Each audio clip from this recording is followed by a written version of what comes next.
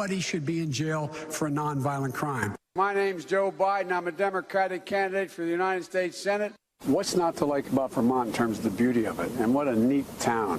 Play the radio. Make sure the television, make sure you have the record player on at night. Poor kids are just as bright and just as talented as white kids.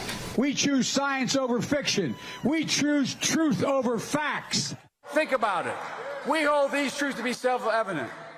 All men and women created by you know the thing. 150 million people have been killed since 2007 when Bernie voted to exempt the gun manufacturers from liability. It would put 720 million women back in the workforce. You had people like you had people like the former chairman and leader of the party in Germany. Legs that turn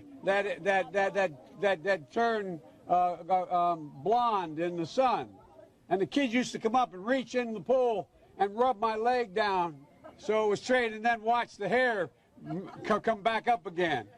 They'd look at it. So I learned about roaches. I learned about kids jumping on my lap, and I've loved kids jumping on my trust. Like his strange hold on Defense Secretary Ash Carter's wife, Stephanie.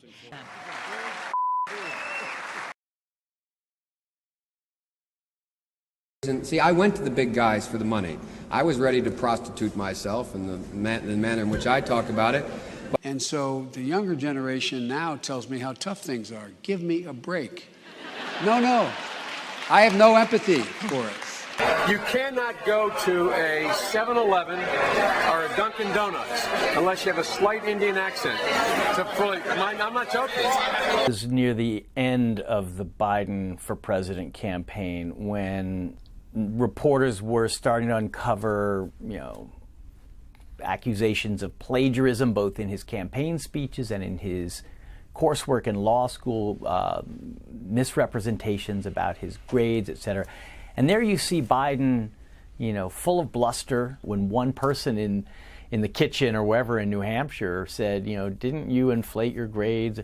Biden lost it and started berating the man in a way that could only make him look like a bully and like a blowhard. And the other question is, could you quickly, I think I probably have a much higher IQ than you do, I suspect, and I'd be delighted to sit down and compare my IQ to yours if you'd like, Frank.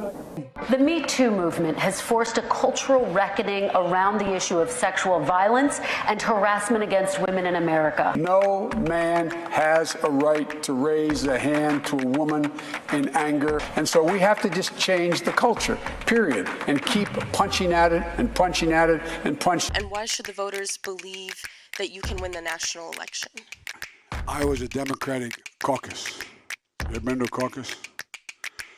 No, you haven't. You're a lying dog-faced pony soldier. Get your work straight, Jack. Look, here's the deal. I'm not voting for you. Well, I knew you weren't, man. You think I thought you'd stand up and vote for me? You're too old to vote for me. We've acted together. We have never been unable to overcome whatever the problem was. If you agree with me, go to Joe 30330 and help me in this fight. Thank you very much. I'm beginning to see why your wife left you. The president has a big stick.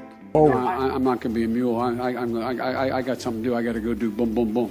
That saves billions of gallons of gasoline. I mean, billions of $2.3 billion worth of, $500 billion in savings and 2-point-something billion metric tons of CO2 going in the air. I promise you, the president has a big stick. I promise you. We hold these truths to be self-evident. All men and women created by you know the thing.